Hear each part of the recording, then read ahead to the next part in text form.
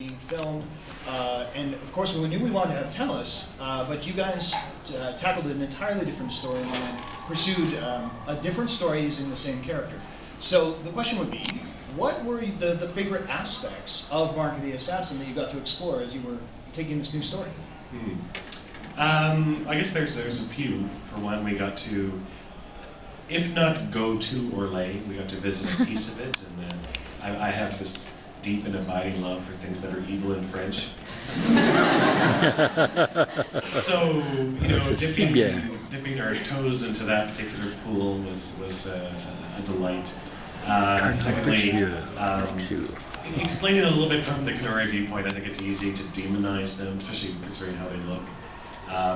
And Talus has a very unique viewpoint. That's why when we first were considering like what could Felicia play, we came up with a few archetypes, and one of them was as a Ben Hasrath, which is one of the religious enforcers of the Canary.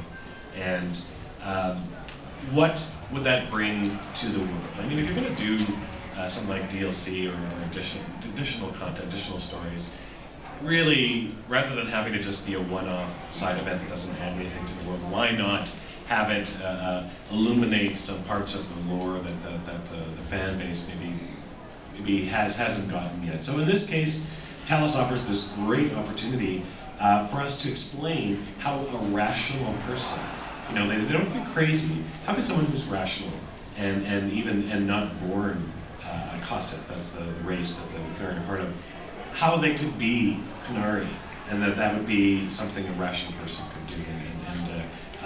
One thing I loved when we were in the studio with Felicia is that a lot of people might think of her as a comedian, but I think my favorite parts of the DLC were the parts where Talus gets very passionate, and I think actually that was the most, to me as a writer, those were the most brilliant parts. It's the best written.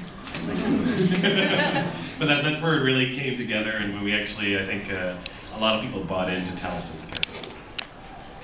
Okay, so that kind of runs through the question we want to do, and I'm going to ask a question of myself that I think a lot of you guys probably have.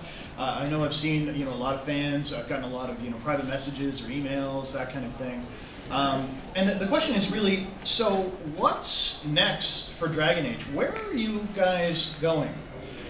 And well, ancillary products are part of that. I don't know how many of you were in the Dark Horse panel, but if you weren't, that's the cover for Dragon Age Comics #1. Dave, could you maybe tell us a little bit about it? Sure. We're working with Dark Horse Comics.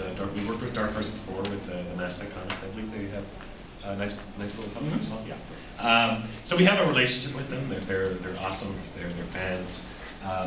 And the idea got floated that maybe we should have a Dragon Age comic that maybe has some relevance to the fans, some weight behind it as to the lore and the characters that are presented.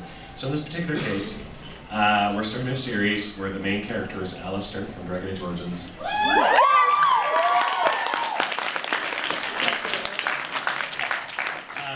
Teaming up with Varric and Isabella from Dragon Age. Oh my god! They go on a mission which is investigating a piece of Alistair's past that is a little bit of a mystery that might be familiar to people who have maybe read the novels. And they're going to Antiva, which is a place that we always wanted to explore, and searching for a Witch of the Wilds, which is one of Fleming's daughters. So, for fans of the series, I think that has I'm not going to I'm not going to spoil exactly what comes of that, but like I said earlier, if you're going to do something like that, why not make it something that's going to add to the breadth of the lore? And oh yeah, and I'm writing it.